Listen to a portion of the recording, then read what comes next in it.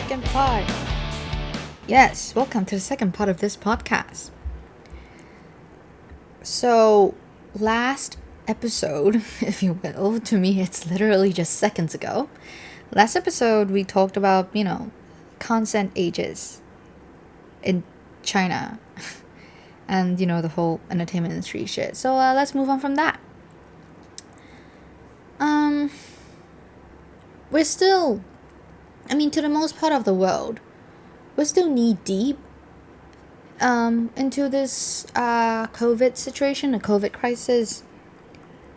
And I know that for a minority part of the world, like the richest countries, literally, I think like the G7 or G20th countries, halfway there with like vaccination of the population and shit like that. And I'm happy for them, they deserve the vaccination. We all do deserve the vaccination.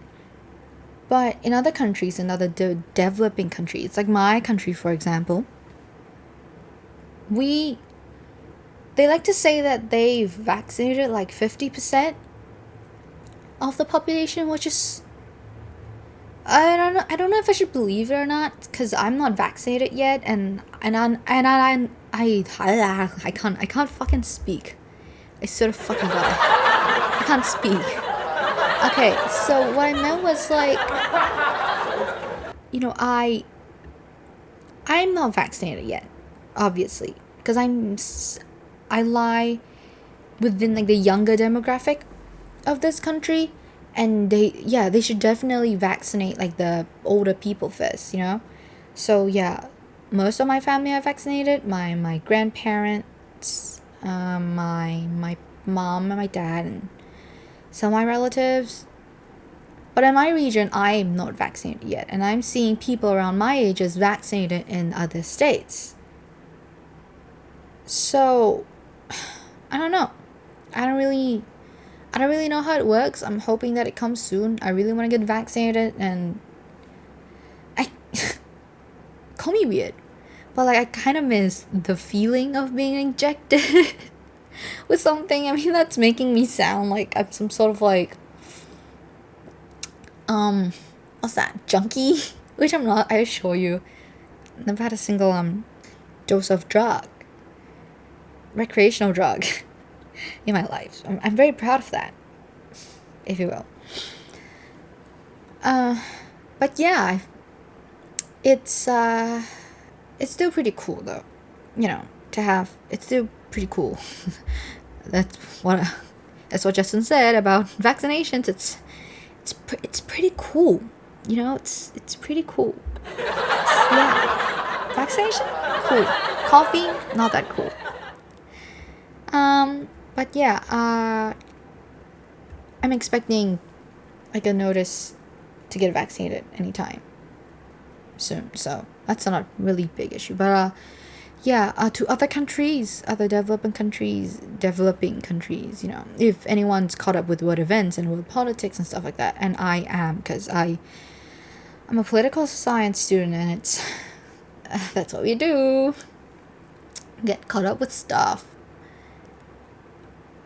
But yeah, a lot of countries are still facing lots of different problems on top of COVID, and I feel like we'll definitely talk about some of them soon, like one day. I would talk about it now, but then there's too many issues, happening on this globe, this earth, if you will. So it's not, I wouldn't say appropriate, because I already have like a whole outline of stuff that I want to talk about in this 3-part series. So yeah, just get caught up with any world news, issues, politics, if you can, especially humanitarian events. It's because it's really sad when you really think about it. The world is a really fucked up place. Again, I apologize for the nose sniffing. I do not have a very healthy nose.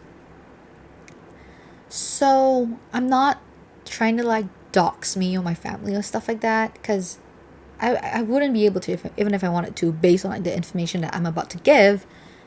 So for anyone who's not familiar with how things are, how circumstances are in Malaysia, We're reaching daily cases of about 15 to 17,000 in a day. Daily cases, duh.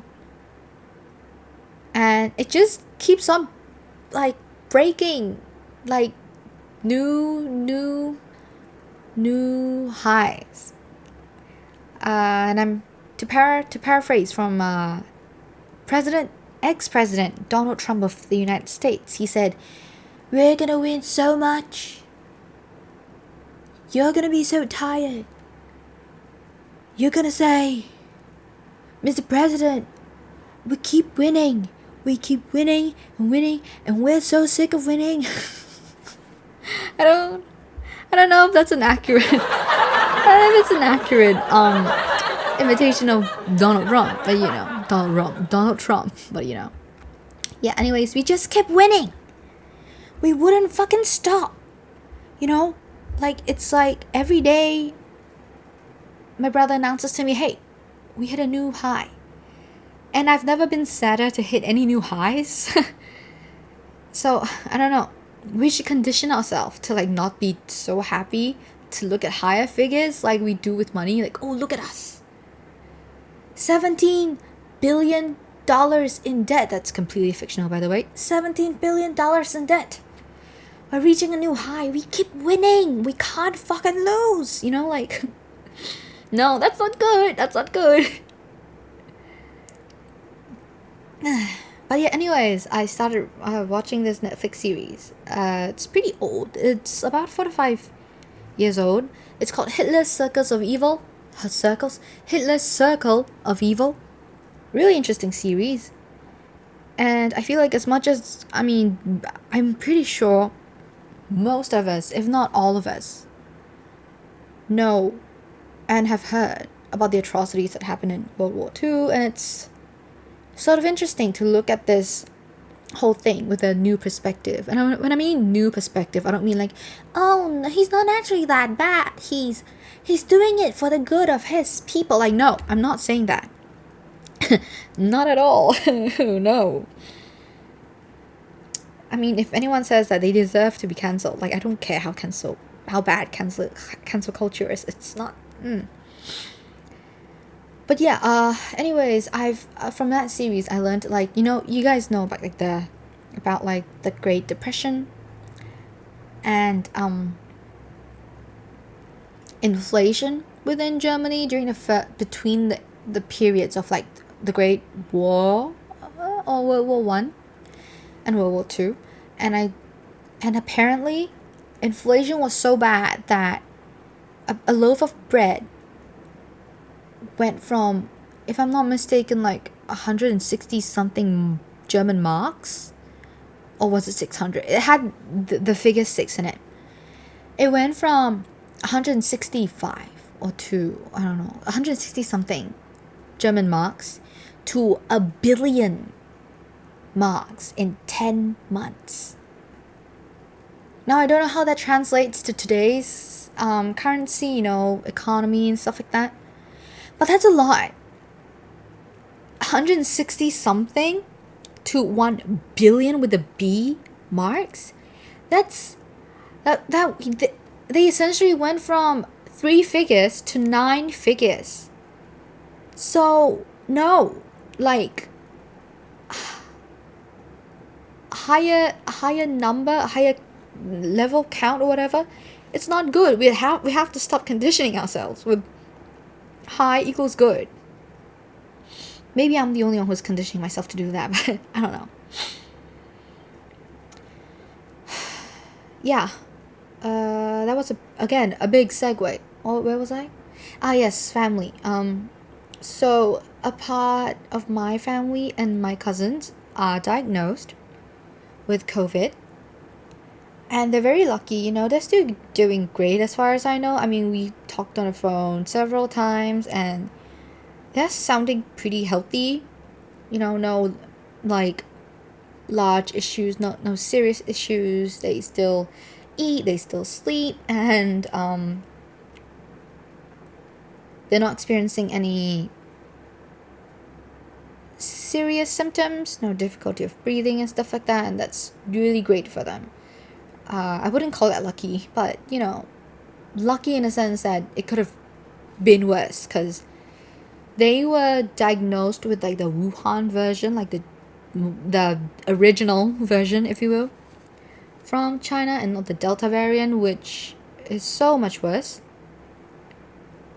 So they've had to quarantine themselves in their own homes. And yeah, it's, I mean, one or two of my younger cousins, because they're literally very young, they don't really, I don't think they can really grasp how serious the whole thing is, but they're very happy, as much as, as possible, that they don't have to go to school, they get to slack off.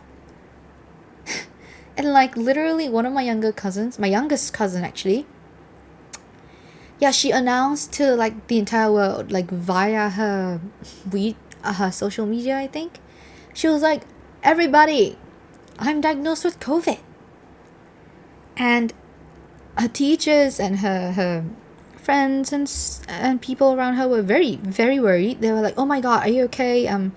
Take care of yourself, drink lots of water, typical Asian stuff. And I don't know who told her or asked her this, but I think it was her teacher, but I don't know, because I'm getting like secondhand information from my other cousins. But essentially, her teacher said to her, oh my god, take care, we're all praying for you, for speedy recovery, and just take care of yourselves.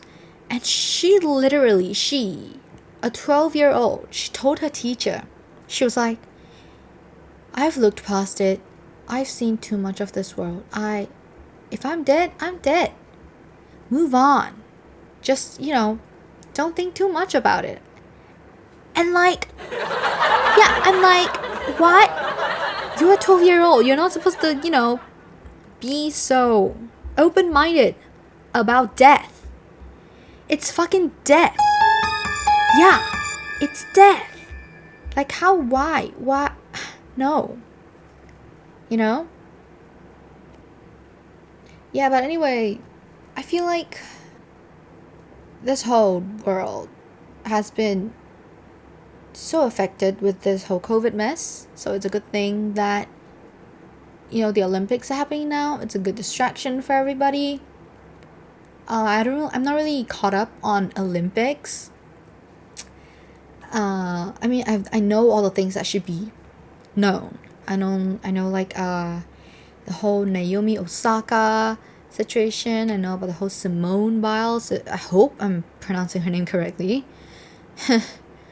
But yeah, mental health is a pretty serious issue, and totally understand. I don't know. I feel like I understand them, but I don't really understand them, because they're literal Olympic athletes, and here I am just sitting in my room recording a podcast. But yeah, I think mental health is a really big issue. So good for them, if they're trying to take a step back to focus more on themselves rather than pushing themselves just for the sake of pleasing or pandering to their country and the people and whatnot.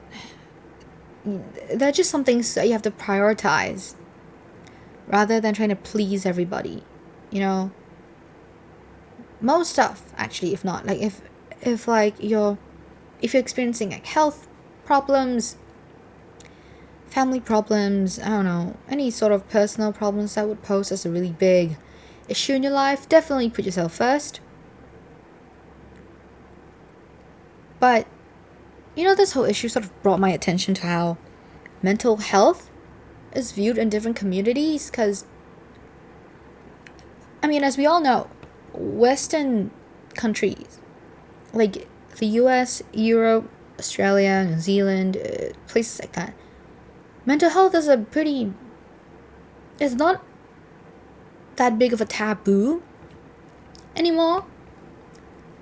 especially in terms of like, in terms of talking about it casually, as one would about, I don't know, the weather. Asian countries, though, I feel like, especially in more conservative parts of Asia, Southeast Asia, for example, where I am, they're not that open about it. So, I happen to. So, a cousin of mine, she's been suffering with mental health issues for like the past, easily, I would think, 3 to 4 years. Until today, I still don't really know which illness she was diagnosed with. I don't know if it's depression, I don't know if it's anxiety, bipolar, panic disorder, I don't know. Cause my extended family, they're pretty old school. Not only in terms of like technology and values and stuff like that, but also especially on mental health, because whenever you try to talk about it, whenever you try to understand what she's going through, even through other relatives who aren't her parents, they would, like, I'm not even kidding, they would literally shush you. They would go like, don't talk about it. It's not good to talk about it. And, you know, I like to think that I'm more liberal. Not liberal in the sense of like public and politics.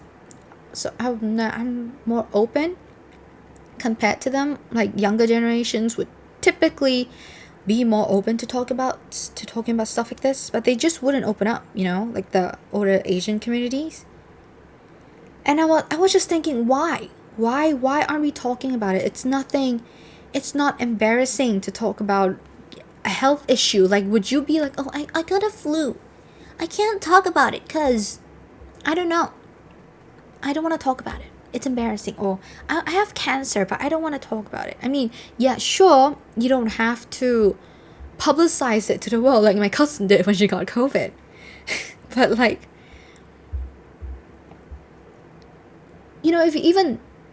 if you have the most basic knowledge on mental health or psychology and stuff like that, is that that you need a safety net, or like a community that would be there to support you, like friends, family, whoever you feel comfortable with, yeah.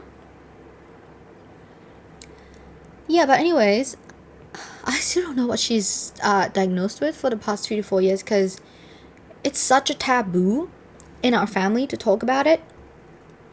Like, even when I visited her, because her family once invited me to stay over and to sort of look after her, which I was really honored and privileged that they actually decided to put that responsibility on me, even though I'm pretty sure I did nothing of use. But yeah, I think I visited her once, 1 or 2 years ago, and I learned so much, even though there was nothing to be learned, because I'm not like a psychology student and that wasn't a class, and I don't think in a typical sort of situation that I'm supposed to learn anything from it. But I did learn that mental health is such a complicated issue. It's not just like, oh, you're diagnosed with depression and that's it, you'll be depressed. You just sort of like sit there and cry and maybe have negative thoughts, like on different degrees. Or if you have anxiety, you just sit there and think about like how the world's gonna end. And I mean, of course, I'm sort of underplaying the whole symptoms of mental health. But when I went there, I saw her, I interacted with her for a few days, and I literally don't know what she was diagnosed with. I could tell, like, for sure, like, that's something something's wrong with her. Like she's suffering. But I don't know what it is. Like even her parents tried to give me like a brief description, but they couldn't quite put a name on it. They couldn't quite cap it. I'm pretty sure it would have had a name. But because her family is just so opposed to bringing her to a psychiatrist or psychologist or therapist, because I feel like they are in the mindset where if they bring her to visit like a doctor, a licensed professional, that would make everything true. That would officially put the label on her that, oh, she's sick, you know? And that's just so ridiculous to me. I'm not saying that that's for sure what they thought, but that's how I understood it. And it's just not healthy. Like she needs, if you know anybody who's suffering from mental illness, you gotta help them. You gotta help them. Like bring them to professionals. Who would most probably prescribe them with pills that they should definitely take. And maybe this was the whole issue of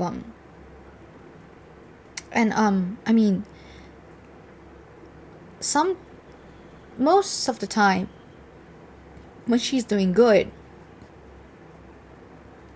she'd still kind of have the pills, but then I feel like she would slowly phase out of them.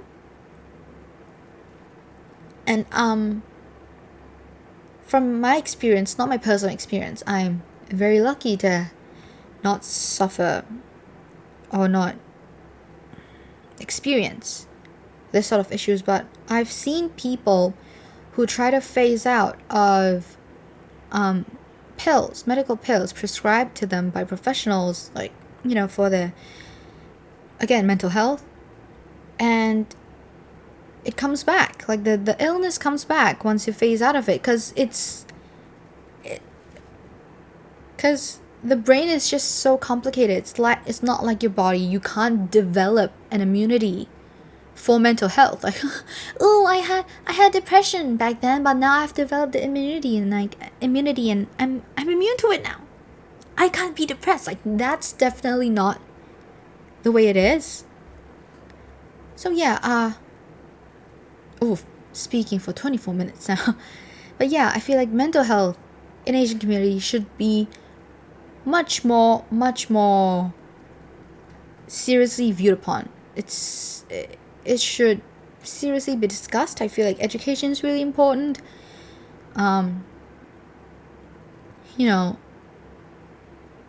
We should be more open to it. It should not be viewed as a taboo. We just don't like shush people up when they try to talk about their own personal experiences or any sort of experiences with mental health, because we need that. I feel like, especially in today's sort of scene, social, political, whatever scene you want to talk about, cultural scene, mental illness is a big thing. We've seen so many people who've opened up about their personal struggles. And yeah, I mean, and I'm not saying like, if they can open up about their struggles, why can't you? Because that's definitely your own choice if you want to open up or not. I'm just saying that, if people want to talk about it, they should be able to talk about it whenever they want. And if they want to learn about it, don't just shush them up. It's important to get a well-rounded view on the whole issue itself. I would say it's pretty important. So, that's it for part 2 of this podcast series, and I'll see you guys. I'll see you guys in the next episode. Thanks for tuning in. Thank you so much. A round of applause for you guys. Yes, thank you. You guys made it so far. That's great. But yeah, I'll see you guys in the next episode, and yeah, bye.